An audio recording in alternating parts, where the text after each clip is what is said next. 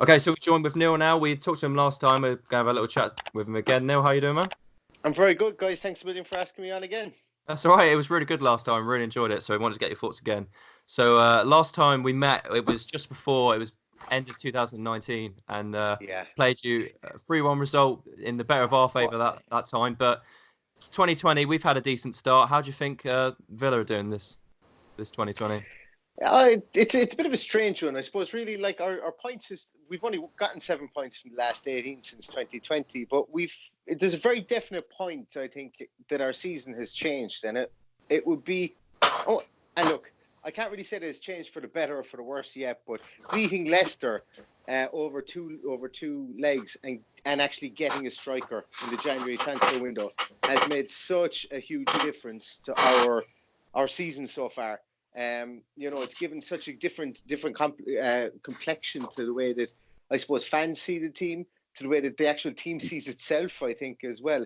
And it's while our results haven't been going our way, we're still that 1 point. We've been playing utter crap at times, and we've been playing utterly brilliant at times. But we're still 1 point above West Ham, and we're in 17th position. So I think there's a kind of a feeling of, guys, we got away with being poor for a period of time.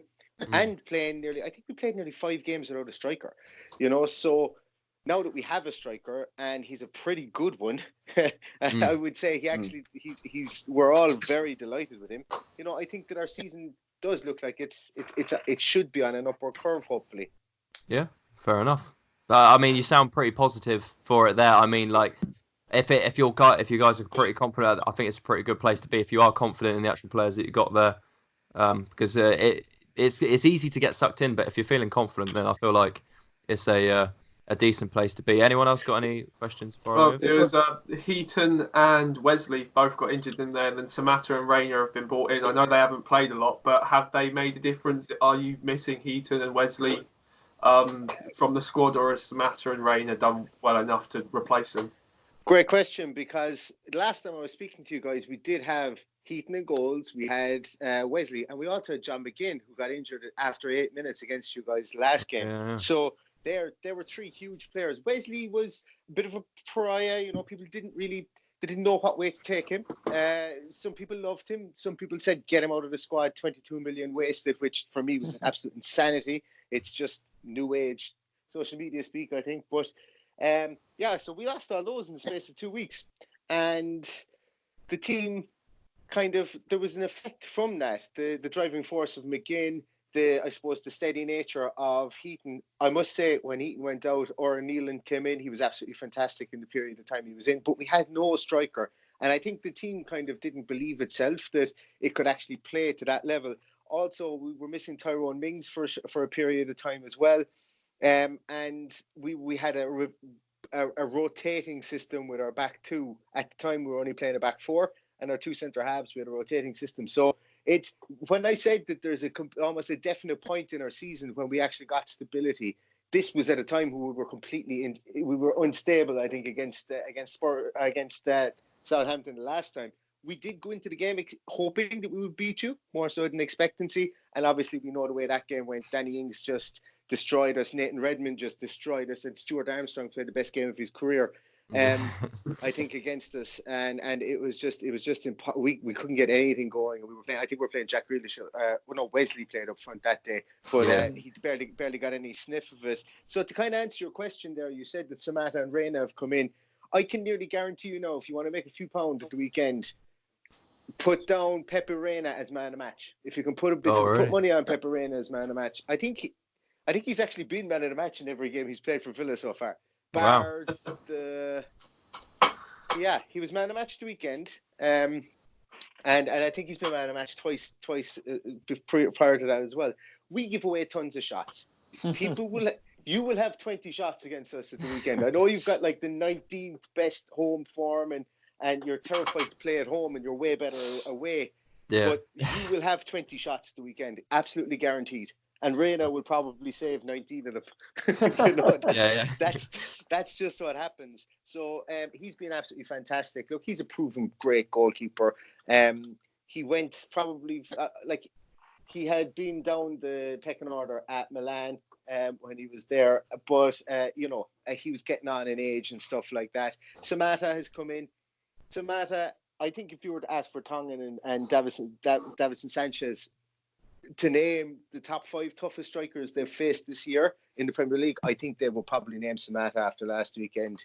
What he did was they didn't have a clue where he was coming from. He was literally like, there was one, I can't remember the exact time of the game, but there was one brilliant time I made note of it. He started off with Davinson Sanchez's right shoulder as if he was going to peel off around the shoulder and run off the shoulder. And Sanchez was expecting that, and all of a sudden he just shot back across his body. Sanchez was completely out of it, and he got in between himself and Vertonghen. Vertonghen actually, I think he might have even fallen down, and we just couldn't get the ball to Samatta. He caused consternation, as you can see in the first 15 minutes.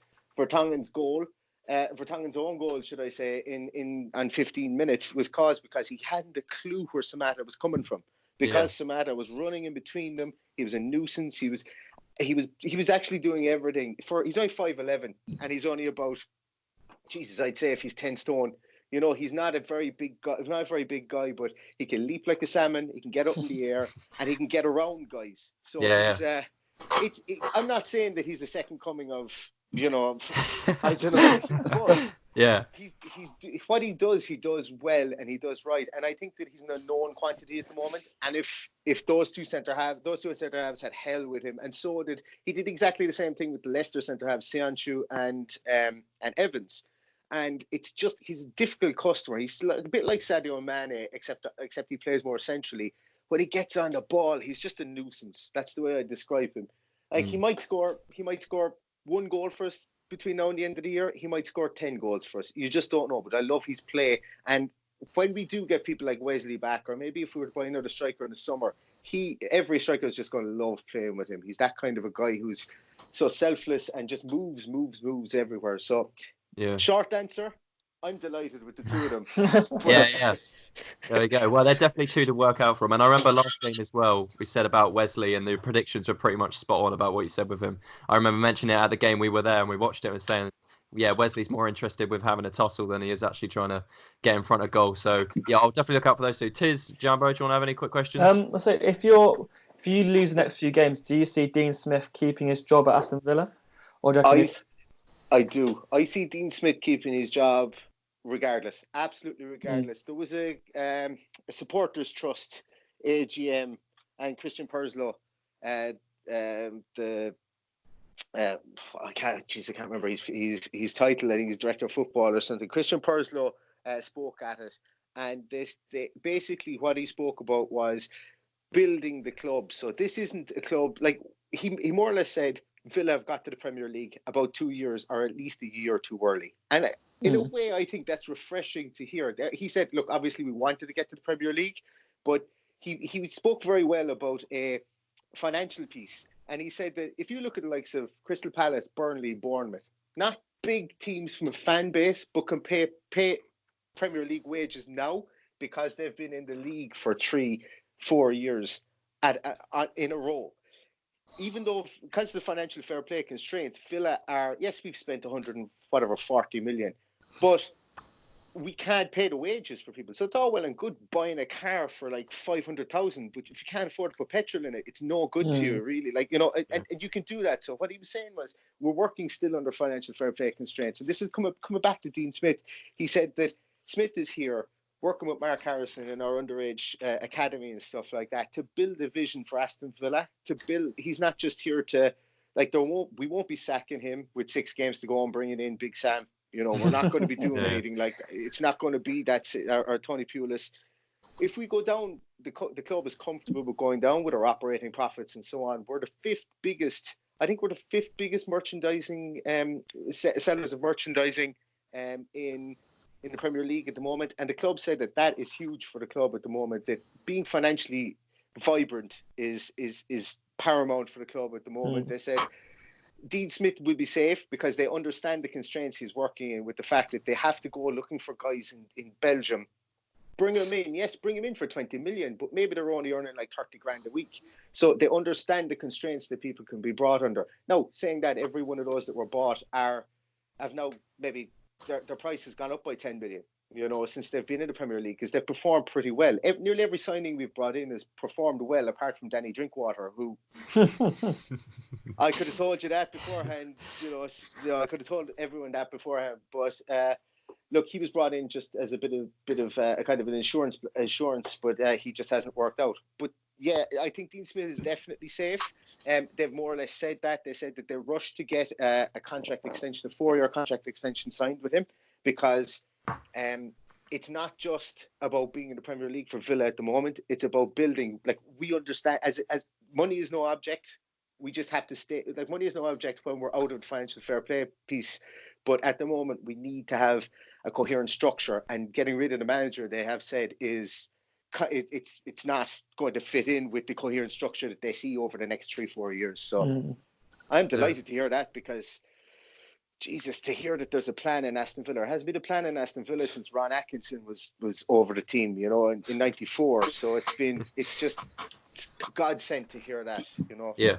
Okay, well, we'll do one final question. Tiz, do you want to get one in quickly? Yeah, sure. So we're unbeaten against Aston Villa in 7 games, but we have quite a few injuries. Our home form isn't great, like you've said. So and we've lost our last 3 as well. So how are you feeling about Aston Villa's chances in this game? I'm more excited about this game on Saturday than I am about the League Cup final the week after, for a multitude of reasons.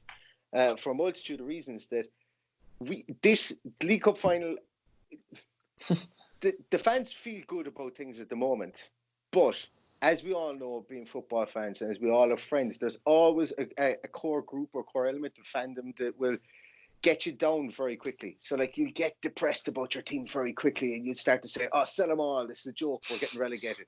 Every team has that. You see Arsenal fan TV. You see United. Every single team has it.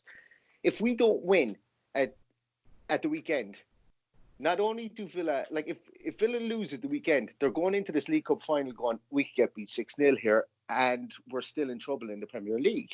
Whereas if Villa win at the weekend, they can say, at least now we've got a 4-point buffer zone, provided that West Ham, I presume, are going to lose to Liverpool, because everybody loses to Liverpool. So if we have a 4-point buffer zone going into this League Cup final and we lose 25-0, it doesn't really matter. We've had our day in Wembley, and we can still come back to a fight, to something to look forward to. And the fan base will think that as well. Like, we're going to Wembley hoping we pull off a Wigan or somebody, like, literally just make it dirty and horrible. We hope it snows in the middle of the game and it's rotten. Something crashes into the middle of the field or something. I don't know. We're not going there to play pretty football and beat Man City 3-0, because look, we know our place. But the big thing is that it's for a fan base, we need to be Southampton for our own buffer zone, so that we can go there and have a free shot at Man City. But if we don't beat Southampton, we won't have a free shot, because it's literally it's going to be tough. And I would say that you could even see some people, like the club, would. I know they won't do this, but the smart thing for the club would be maybe pull some people out of the squad, some people who've had a lot of games, and out of the squad for the League Cup final, and concentrate in the league. Because if we don't stay in the Premier League, the League Cup means nothing. Fair enough. Well, there you go. Thank you very much for doing the interview. As always, it's been really great to hear your thoughts, and really interesting to hear it. So thanks for coming on. It's been really nice to talk again. Thanks very much, guys. Yeah, no problem. Thanks. Right, so we'll go back to the match preview now. See ya. Thanks for watching. This clip came from our latest podcast. If you want to listen to the full version, links to it are in the description. And finally, if you did enjoy the video, please give it a like and make sure you subscribe with the bell on to never miss an upload.